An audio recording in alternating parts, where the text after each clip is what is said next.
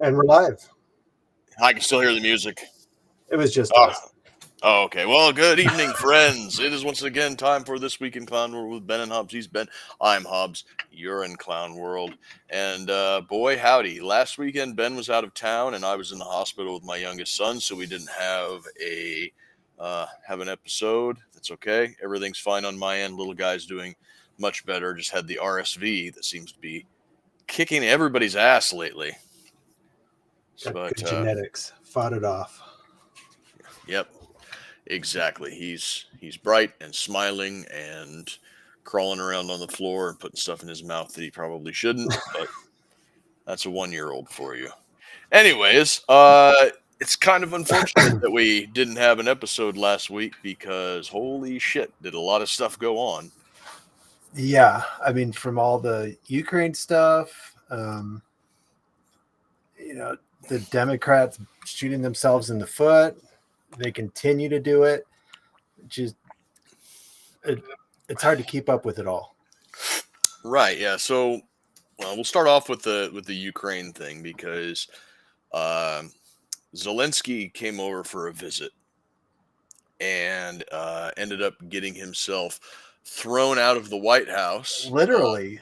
Literally got himself thrown out of the White House. I heard it was Rubio that gave him the boot. Actually, did you see that? Yes, that's exactly what I was going to say because if you watched the video, Trump it focused mostly on Trump and Vance talking to Zelensky, but every once in a while you'd see an angle that showed Marco Rubio, and he is kind of slouched down in the back of the couch with his arms crossed. And the first time I saw it, I thought he looked like really uncomfortable. Like he's sitting there thinking like, oh shit, all this diplomacy is out the window. Now it's going to be my job as the Secretary of State to unfuck this football. But then once I saw some more, up close, because I was watching on my phone, when I saw some more up close pictures of him, he wasn't uncomfortable. He was pissed. And he was pissed, and rightfully so, because apparently he and the Ukrainians and he and his people had been working on this deal for like 10 days straight. Mm-hmm. And everything was supposed to be Zelensky shows up to the White House. They say a few nice words to each other. They sign on the dotted lines, shake hands, smile for the camera. Bob's your uncle, and everybody's happy. And instead of that, what happened was apparently Zelensky met with a bipartisan panel of Democrats and Republicans, and they convinced him to try and call the president's bluff. And I think they might have thought like, oh no, if you demand more help and more from the United States, he's not going to want to look weak on live TV, and he'll give in to your demands because there's the live audience in front of the world. No, those days are long gone. This is similar to a story of someone I used to know. She was kind of casually dating this guy. Mm-hmm. And didn't want to go any further than that. And he proposed to her in front of a large crowd of people. Oh, no. He knew that she was not wanting anything more than just a casual relationship that they were in. And because they were at this very, very fancy, upscale dinner party, and he dropped to one knee and popped the question, it was a very, very shitty manipulative thing, but he figured in his head that she would have to say yes, because there's no way that she would embarrass him in front of a live audience like that. Well, she did. She turned him down, and he was very, very bitter about that, and she had to cut ties because it kind of turned into a stalker.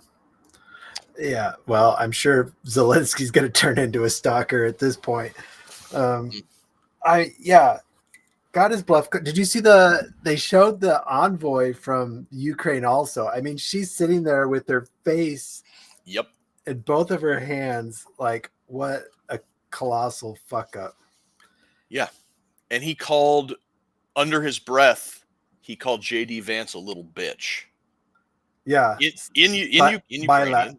I mean, anybody who's played enough games online with Russians knows what Psycha Bailat means. So Yeah. Yeah.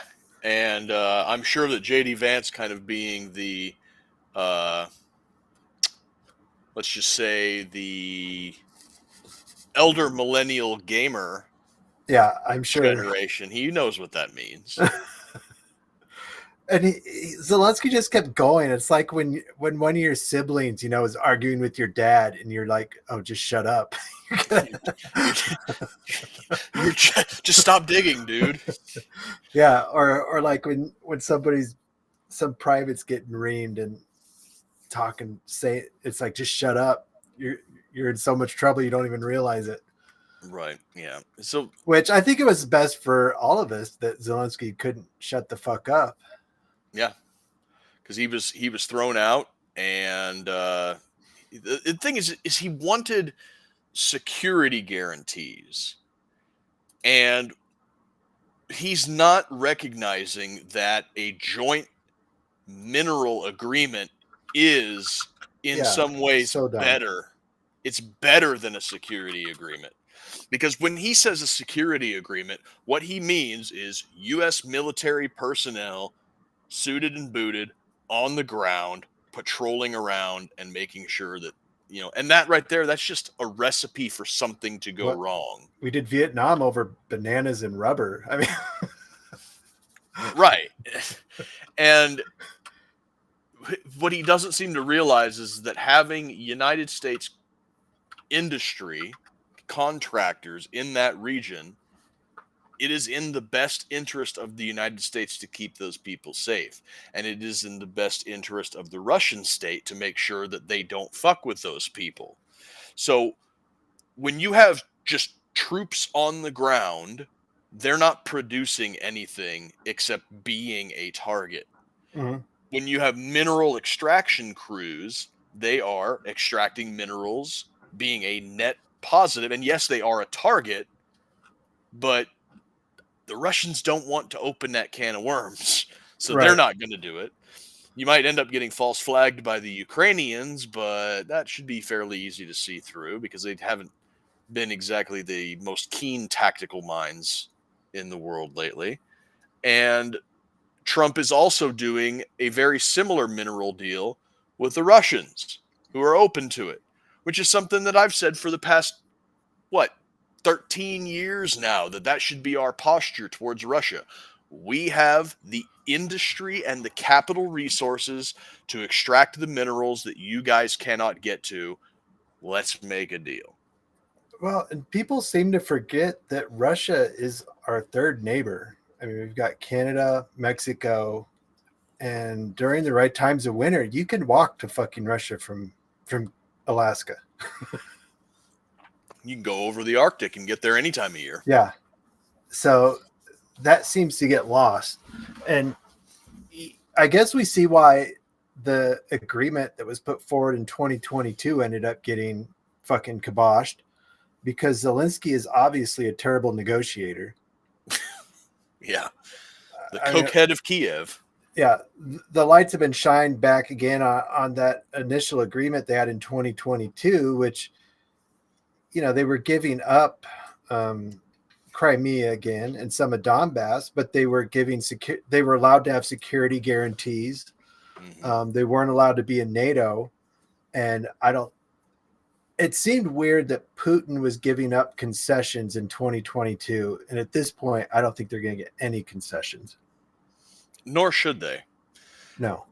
And I think that's a big part of why Zelensky is doing things the way that he's doing, is because the international community has blown so much smoke up this guy's ass about how, Ukraine has every right to defend itself. Okay, yeah, of course they do. Ukraine has every right to defend itself. They are not guaranteed a victory in this at the expense of the rest of the Western world. And even if they were, can anybody tell me what Ukrainian victory looks like? That's the question that needs to be answered before you say, Ukraine has to win this. What are the parameters for Ukraine to win this? Mm-hmm. Is it Russian troops completely out of the pre-2014 borders? Because that's not happening, because Russia is not going to give up Crimea. Is it Putin displaced from power, that's not going to happen either. And even if it was an option, I can guarantee you that whoever steps into his place, you're going to like a lot less. Right. Because as bad as you might think that Vladimir Putin is right now, the people that are waiting in the wings to take his place in the event that he dies or loses the next election, Putin is holding this place together. He is the sane head in the room. So, like, what do you want? Like, what is a Ukrainian victory? Answer me that before we start saying that Ukraine has to win this at all costs. Well, and it seems like Trump was getting at that. What is a victory in Ukraine like? And nobody seems to know. All right, so let's take Crimea off of the table because that's no way. But let's have Donbass be negotiable, right? Donetsk and Luhansk, right? If Russia completely withdrew from those areas and the Ukrainian government took sovereignty over them again, what would happen? This entire war was predicated on the ethnic Russian-speaking people in those areas being secessionists, separatists from Ukraine because they thought that they were getting a raw deal. If Ukraine takes full control over those areas again, you're going to see the low-scale ethnic cleansing or displacement of those Russian people and or a low-simmering insurgency till the end of time. Those people in those areas do not want to be a part of Ukraine. So you can have that on the table, but to be honest, they don't want to be on the table. They're happy where they're at right now. Yeah, and you never see anything coming out of Ukraine. Like what are the people in Ukraine thinking of this war? I mean, they're like under a media blackout. You never see people from Ukraine commenting online. It's like they're under a Great Firewall of China situation. You know what I mean? Mm-hmm.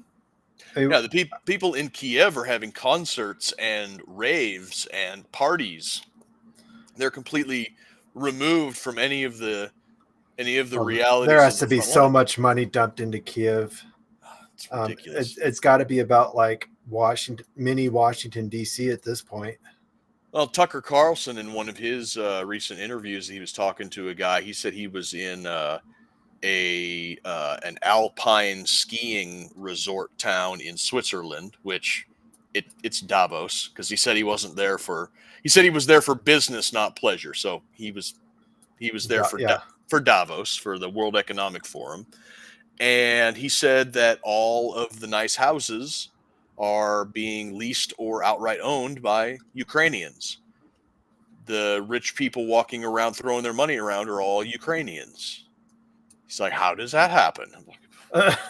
Doesn't take a fucking genius to figure that one out. A bunch of NGOs and whatever money from USAID pushed into Ukraine. Yeah. It just really pisses you off that that's happened when, we're fighting tooth and nail for stuff over here in the States. Yeah, you gotta work your 9 to 5 and then like an extra shift and a half worth of overtime over the weekend in order to just make ends meet.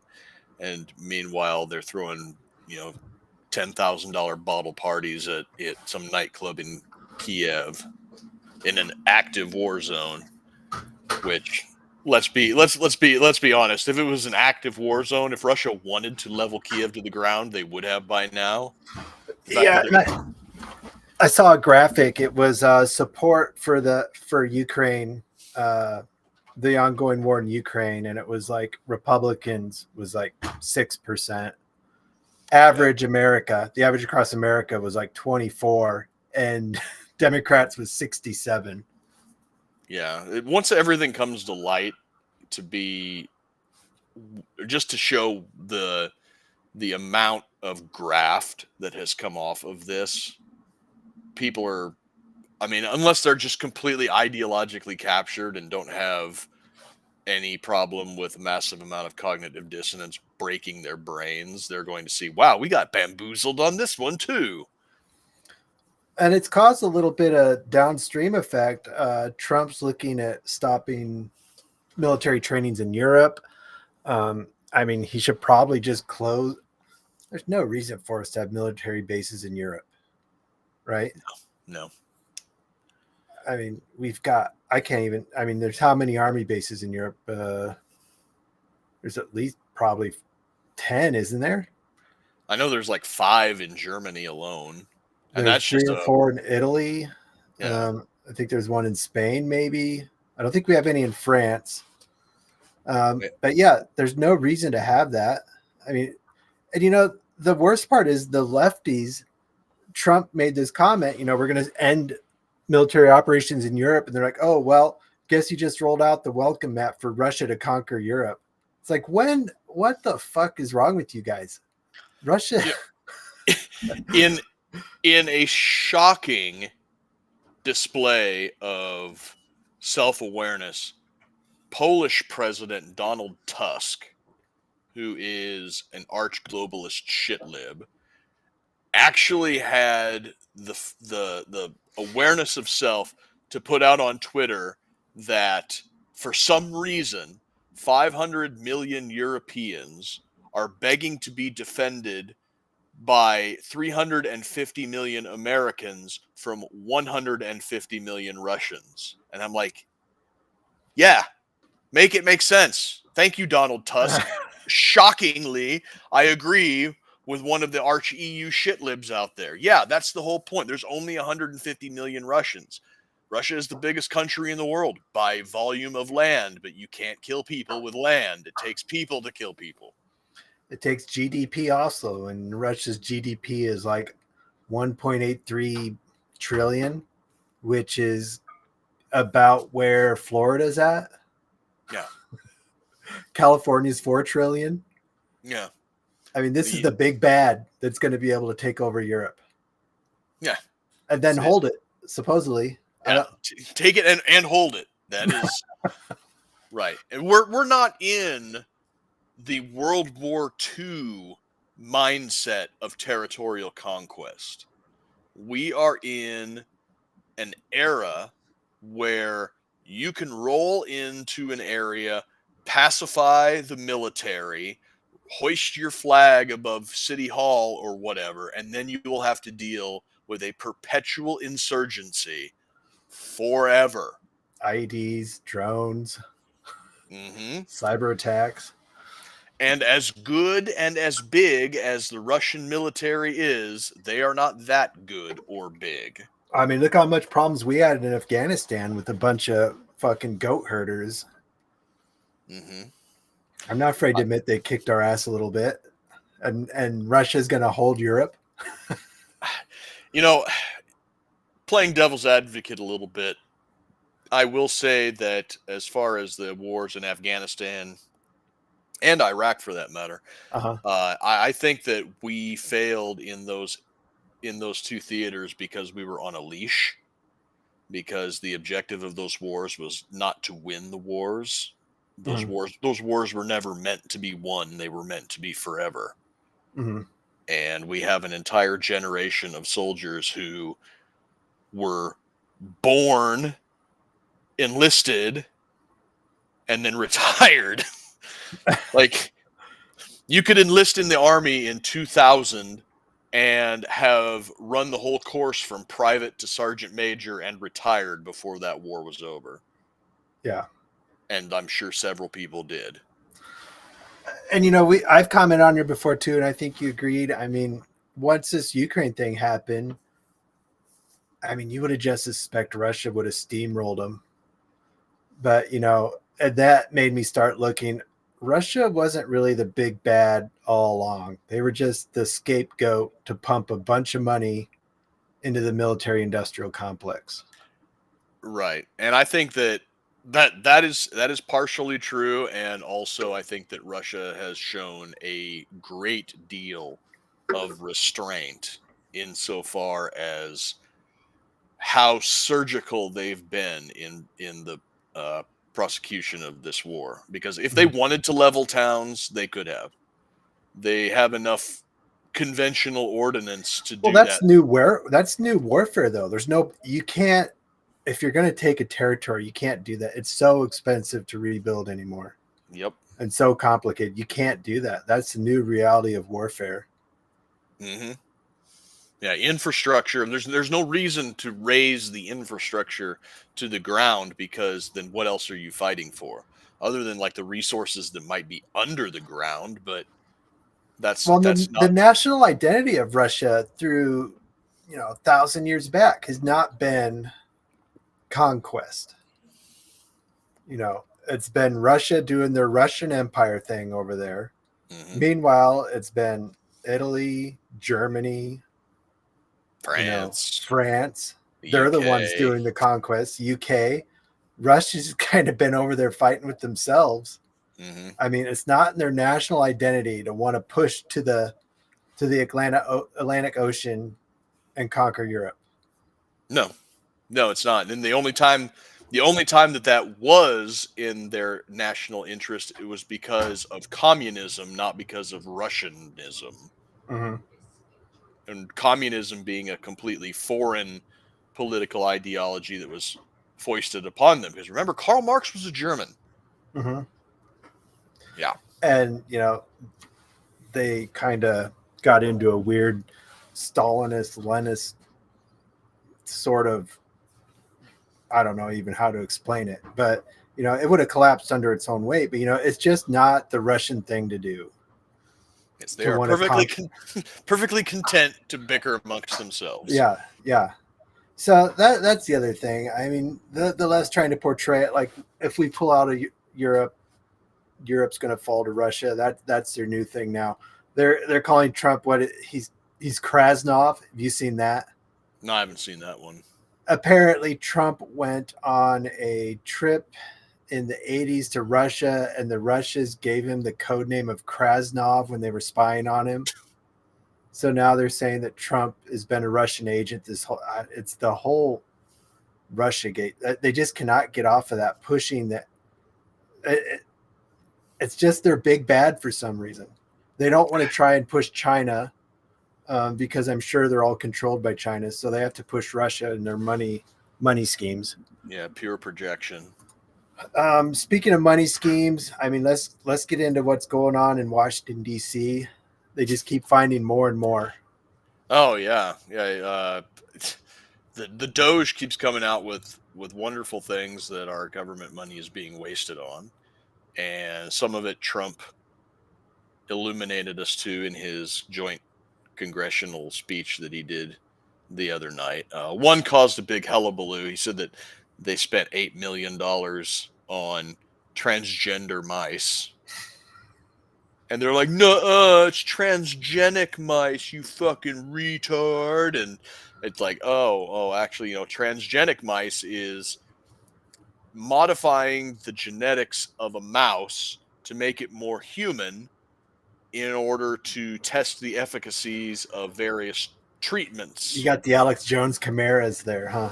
Yeah. Well, it's humanized mice have been a thing for decades. But the point is, I mean, saying transgender mice seems perfectly logical at this point. Nobody thought that seemed crazy. Studying if you said told me they're studying transgender mice, I'd be like, oh yeah, probably. It's actually not the dumbest thing that they've actually wasted our money on, and I'm surprised it was only $8 million.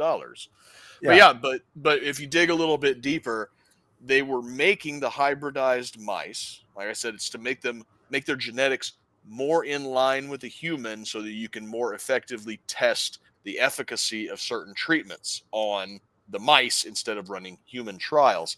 Like novel viruses. Yeah.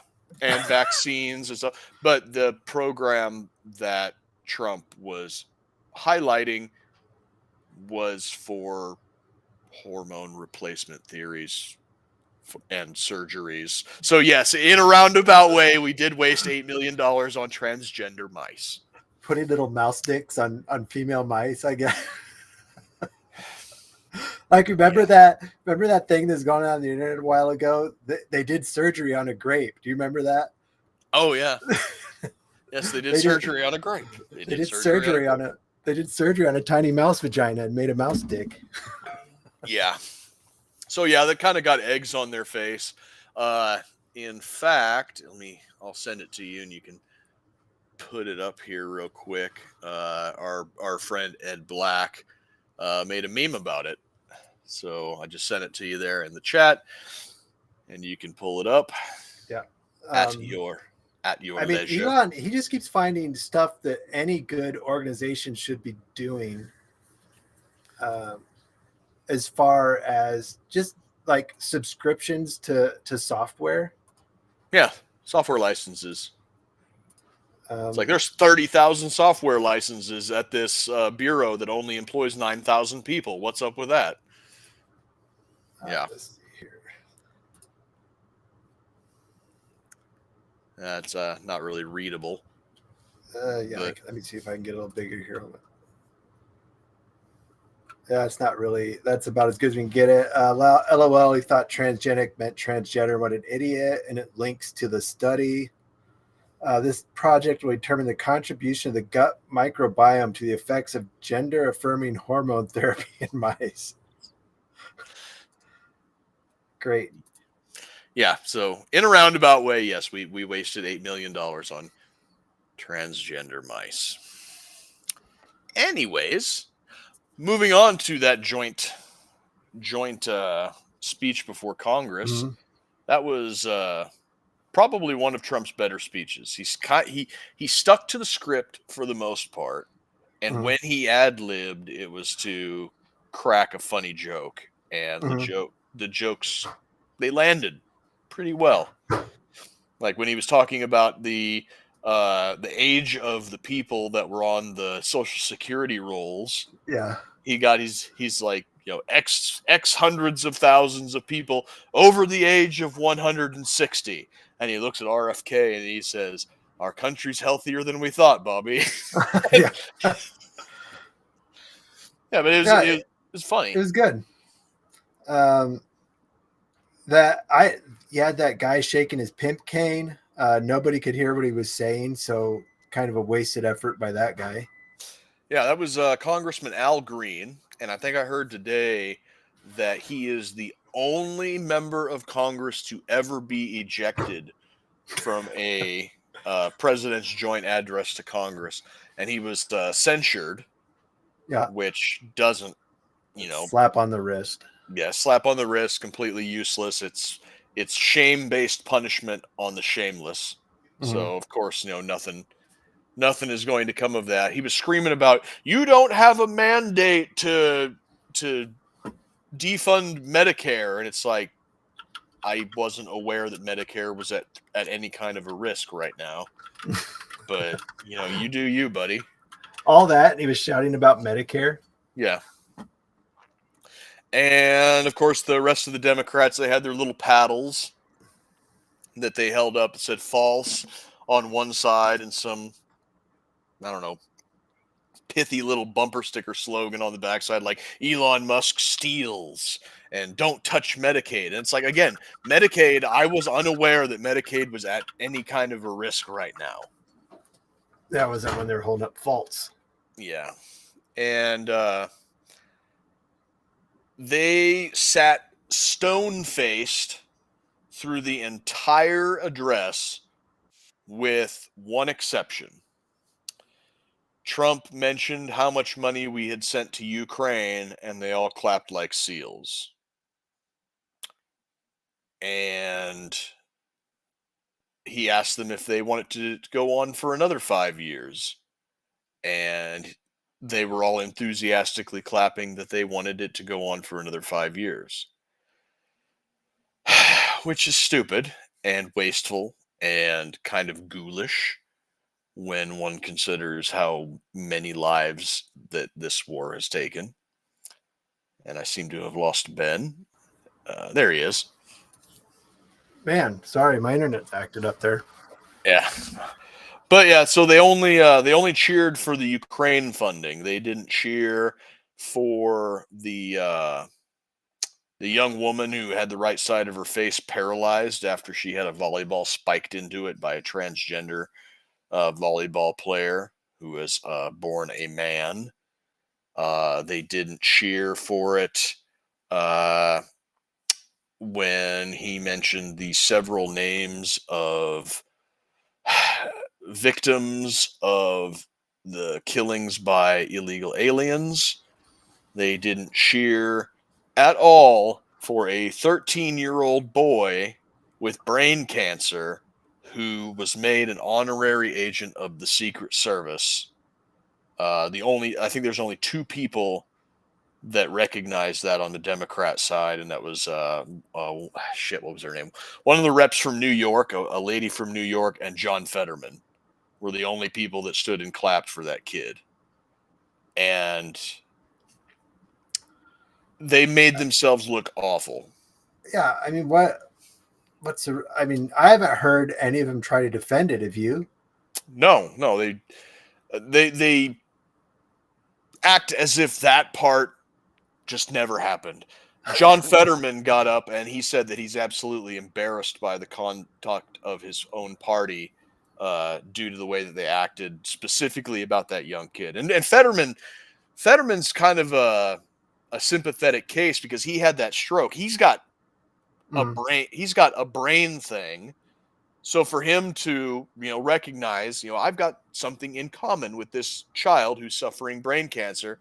And, he got up and he clapped and he looks around and he sees that none of his fellow Democrats are recognizing that there's a child with brain cancer who has survived 5 years longer than the doctor said that he would. He's got to be like, wow, if they don't care about that, they probably wouldn't care about me either if it was politically expedient. So, good on Fetterman. I was hoping one of them would try to defend it. I want to hear what the reason was that you would not, give the kid some recognition.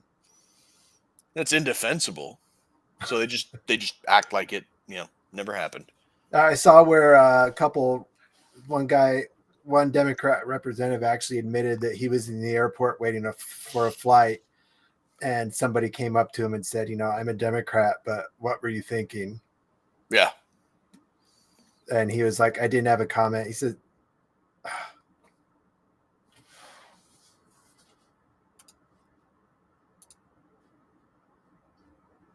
sorry, guys, we keep having issues tonight. What is going on with the internet? I don't know. I just blinked out for no reason. Yeah. So the guy said he kind of reflected on it and he admitted that, it was dumb. He should have stood up for the kid. And at the very least. If you say he babies his kids, he's a weird kid, but whatever. He had brain cancer. You're going to be weird after that, probably. Yeah, he gave an interview with what's her name, Natalie Winters from Steve Bannon's show. And he said something like, he's like, I got a message for you Democrats. If you keep being mean to Donald Trump, I'm on your bumper. Yeah, I'm on your bumper. Which that goes a lot harder than it should have. And then another guy's interviewing him and he's like, so you got a girlfriend? And he's like, yeah. And he's like, well, how's she going to take to your new fame? And he said, well, it don't matter. She'll have to hit the road, Jack, if she can't handle it. It's like, damn. Dude's getting his pimp hand strong early. Yeah. Got to grow up fast. Yeah, that's just the thing. They keep shooting themselves in the foot. They look like assholes. The whole Doge thing, they're not angry at the waste of money. They're angry that it's being caught. Yeah. I'm curious how this play. I don't know who's strategizing for them at this point. Have they just been abandoned? You take a look at traditional old school Democrat strategists like Carville. Bingo. Exactly who I was going to mention. James Carville, the most famous Democrat strategist of all time, I think. Or one of them, one of the top ones. And he's out there like screaming into the wind, like, what the fuck are you guys doing? Like, stop this woke shit. Stop this identity politics crap. Like, stop hitching your wagon to these obvious loser causes, these niche micro issues that nobody cares about. And he's like, you have to get back to the bread and butter of what the Democrat Party stood for. And that was like workers' rights and broad-based civil rights, not these hyper-focused things like extra rights for transgender basket weavers or anything like that. He's like, you got to choose your hill to die on, and it's got to have broad appeal. And I think that the people who are strategizing with them right now are these young, fresh out of college age people who have been steeped in the cultural Marxism for so long that they believe that pathological empathy and pathological altruism is a winner. That even if you are not one of these little niche micro identities, that saying that you're in solidarity with these niche micro identities makes you a good person, and the average person will see what an arbiter of morality you are and then side with you because of it. However, the normal kitchen table person out there is going to see a middle class trust fund baby out in the street with a sign that says like "Queers for Palestine" and say, this person is fucking insane. Yep. And that's where it's going right now. The Democrat Party has become the strong black women party. You know, I sent you that stat that was like the IRS was made up of 65% black women. Remember that? Yeah, something like 65% of college-age black women are employed by the government. And then the IRS had like 65% of their employees were minorities. You know, the Democrats have created this. They've made college so that, how do I put this without sounding like I'm applying to the KKK? They've made college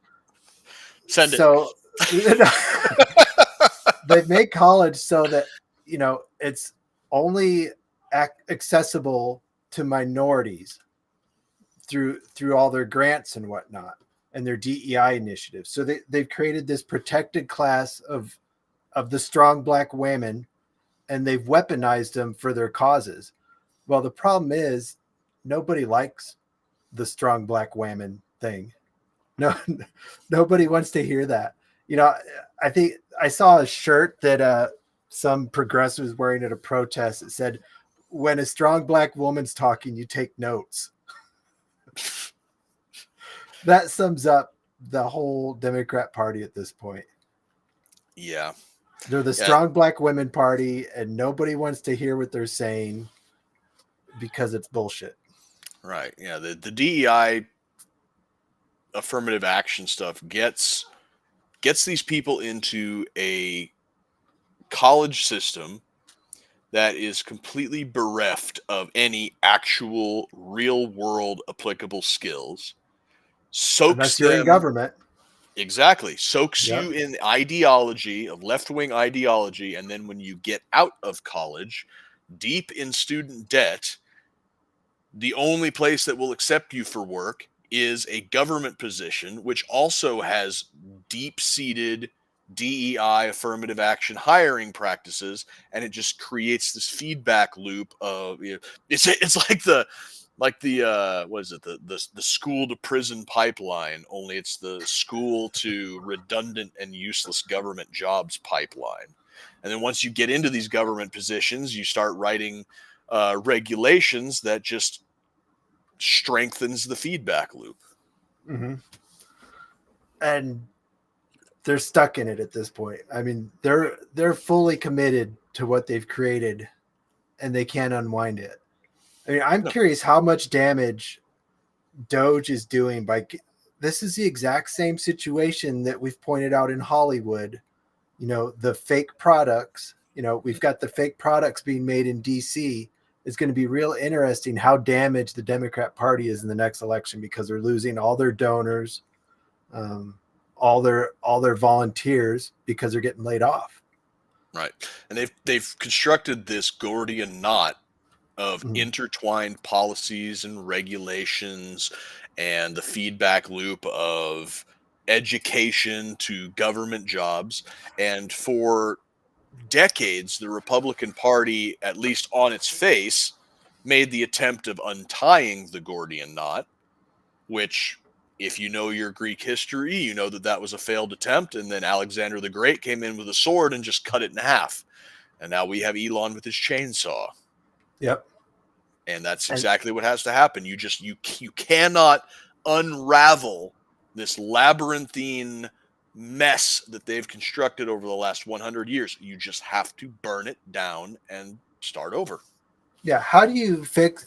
And we talked about this too. You know, if Trump is going to make this work, he's just going to have to disband everything. Like the FBI, we were like, he's just going to have to. It's not salvageable at this point. And it seems like that's what he's doing with Patel and Bongino in there. They're going to straighten it out. You know, we are so blessed that Trump did not get that second term. Yes, absolutely. And speaking of the FBI, that's the other thing that happened in the last 2 weeks that we haven't touched on yet. The alleged Epstein release that wasn't. Yeah. That was a clusterfuck. If this fire in the Hamptons just happens to burn down the storage warehouse for where the FBI, where the Epstein evidence is kept at, it'll just be too much at that point. Yeah. So for those of you who weren't paying attention, and I don't know how you couldn't have been paying attention to this, Pam Bondi, the current attorney general, said that, oh, yeah, we're going to start releasing Epstein files. And phase 1 is coming in. And I guess she invited a bunch of like right-wing online influencers to come to the White House, and they didn't know what was coming. They didn't know why they were there. And so they were all sitting in the conference room, and Pam Bondi and Kash Patel come in with these binders that says Epstein files, you know, phase 1, and put them down in front. And they're like, oh shit, we're getting the Epstein files. Mm-hmm. And while they were there, they didn't get to flip through the files because, you know, it was like Bondi and Patel came in, and the vice president came in, and then Tulsi came in, and RFK and President Trump, and it was just like a whirlwind of these high-ranking cabinet members were coming in and talking to these guys, and they've got this binder in their hands, and they're not allowed.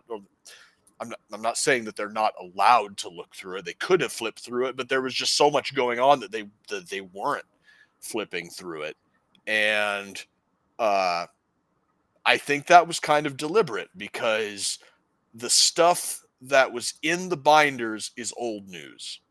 It was like Epstein's Rolodex and some flight logs that were leaked back in like 2017, 2018. It was all old news, with the exception there was a couple of things that came to light about former Israeli Prime Minister Ehud Barak, but that was stuff that was already known, but it wasn't like concrete on paper known.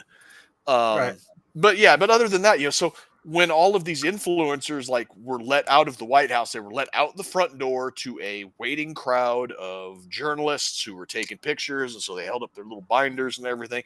It was a big fucking spectacle. And then when all of the influencers actually got room to breathe, to sit down and start flipping through it, they're like, we already knew this. And it was kind of embarrassing for them. It was embarrassing for the Attorney General and the FBI. Everybody was basically embarrassed, and nothing new was learned. Well, Pam Bondi says that she was duped as well. She was told that this was everything, right? And it's like, oh, well, it turns out the Southern District of New York has thousands and thousands and thousands of pages of additional information, and they didn't want to hand it over. A whistleblower made her aware of that fact, and I guess Kash Patel lit a fire under somebody's ass, which I believe this is directly related to how long it took to confirm Kash Patel. Because remember, they had their initial briefing with him, asked him a bunch of questions, and then they scheduled it for a couple of days, and they pushed it back a week, and then they pushed it back another week. I think that this is why. The SDNY was either destroying evidence, hiding evidence, trying to compartmentalize things in a way that it would take a while to actually unseal this particular case in addition to several more. And when they eventually did, it would become kind of an embarrassment. Harrison Smith was kind of hard on these influencers that went to that. He was calling them useful idiots. And did you see that show? Yeah, and I think that in the moment, that was the impression that was given. And then once things kind of came to light, I think that that criticism was a little bit premature. I mean, people were ripping these influencers apart. They're like, oh, they're part of the system now. They're not releasing all the Epstein info they were given. Right. And they're all, because they told them, don't talk about what we gave you for 8 hours or something, Yep. So they did like they were asked, and some of them posted some pictures because they were getting ripped so hard. Yep. Like, look, this is what's in the damn folder. Yeah. But we still, so where are we at with this then? I mean, last time that I heard, like I said, I was in the hospital for 3 days this week, and I wasn't like 100% keyed in. But to the best of my knowledge, they got a large shipment of stuff from the Southern District of New York FBI office, and it is down in Washington, D.C., and they are parsing through it right now. They have given the caveat. Redacting everything that mentions people with funny hats, I'm sure. That seems to be the general consensus of what's going on. She said that they are obviously going to be redacting any identifying information in regards to victims or potential victims, which makes sense. Well, those guys are always victims. Yeah, that's one way that you could definitely word it right there. And then she also said national security considerations. Yeah. And that's just like, what could possibly be a national security consideration in the Epstein files, Miss Bondi?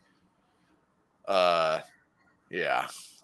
So after all this is said and done, I don't think we're going to learn anything, really, do you? We might get a few celebrities that get their names thrown under the bus, maybe a few politicians who aren't in position anymore. Guys like Bill Gates, yeah, stuff like that. But as far as anybody actually being brought to justice, it remains to be seen. For the longest time, we have played this game with our politicians where we know that they're guilty, the evidence is there, and charges are either not filed to begin with, or they are filed and then dismissed. And then the politician gets off with a stain on their image and nothing more. However, 4 mayors of sanctuary cities have recently had charges brought up for violating that 8 U.S. code, harboring a fugitive or an illegal alien. There's Eric Adams, the mayor of Boston, mayor of, I want to say, New Orleans, and one other sanctuary city mayor were in a congressional hearing the other day, and they were justifying what they were doing, and Rep. Anna Paulina Luna was like, based on what I've seen today, I am fully convinced that you guys are in violation of 8 U.S. code, blah, blah, blah, blah, blah, harboring a fugitive or whatever. And I am recommending criminal investigation charge. And like the 4 mayors, their eyes just got big. And they're like, wait, what? This isn't how this happens. This isn't how this happens. I'm above the law. And it's like, nope, that was then. This is now. And so we'll see where that goes. I remain a bit skeptical that we'll see justice, but we'll see. That she's been making a name for herself lately, that Anna Paulina Luna. Yes, she has. Not just for the bikini photos she posted on Twitter either. All right, here we go. I'm pulling for a Luna Gabbard ticket. We'll call it the bikini ticket. I know the AI. We'll counter the strong black women party with hot, thick BBL party. I know that the AI shitlords out there have already made the AOC Lauren Boebert in lingerie AI with the correct jiggle physics and everything. I'm just like, where's Luna? Where's Tulsi? Speaking of AI, and we're getting up on an hour, JD Vance is becoming the new Pepe. But I don't think it's AI. It's 4chan shitlords doing it, is what I'm guessing. Yeah, there are Photoshop and AI photo manipulations. It is JD Vance's world now, and we are just living in it. Yeah, I have some here. Let me throw them up here while you're talking. So but yeah, so there's just, I mean, they're everywhere, and they seem to have come from nowhere. Nobody knows who's doing these. Nobody knows if it's somebody who likes JD Vance. Here's the one Vance shared today. Yeah. I have the I mean, he's obviously he's aware of them. Yes. I mean, this is the stupid stuff that gets somebody in the presidency by making him part of the the chubby baby-faced gamer Vance. You should have said, please, Mr. Zwinski. This is the stuff that it gets you into the national zeitgeist, and next thing you know, you're president. It's exactly what happened on the Donald subreddit. They memed Donald Trump into the White House. I mean, he's a minion. They're just nonstop. I mean, he's everywhere now. You're seeing JD Vance memes. Yeah. They're they're saying they're being shared by people who love JD Vance. They're being shared by people who hate JD Vance. They're being shared by people who probably don't even know who he is, but these memes are just, they're so absurd and so funny that you just have to share them. Now, I don't know what it is about his face I think it's his face is just bland enough, but you can tell it's him. It works. It works on a meme level. I like the ones where they make him look like a little kid. They're hilarious. Yeah. This one, the baby face Vance. Yeah, those are the good ones. Those are the S tier of the Vance memes. Yeah. One MODOK from Marvel Comics. Yeah. So that, I mean, if the Democrats had started that to make Vance look bad, it backfired horribly. Yeah. And if it was somebody who did it because they like JD Vance, bravo. It worked better than anybody could have expected. And people are going to be, I mean, you trade in rare Pepes, they're going to be trading rare Vances here eventually. and I saw it's over in Europe. They're aware of it. It made it on the Lotus Eaters. They're fans of JD Vance memes now too. Yep. He's everywhere. I'm still waiting for him to appear on their show because I know that he's aware of them. Oh, he is? I didn't know that. That'd be awesome. He occasionally retweets some Carl Benjamin stuff on Twitter. So he's aware of them. Probably supposedly the left is they're doing their violence thing too. I saw a story about they're all targeting Teslas for vandalism now.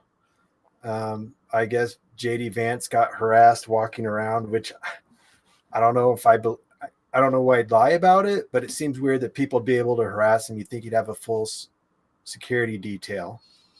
Yeah. But maybe they were shouting at him from across the street. I don't know. But I suppose we're getting into riot season, so they've got to warm up for that. Yep. And fuck around and find out. Like that thing you sent the other day of this is who we're up against, and it had it was some Twitter page, and a lefty commented, "You guys should be training in firearms because the fascists are out to get you if you're trans or a minority." And it was just multiple comments. Oh, I'm disabled. I can't do physical activity.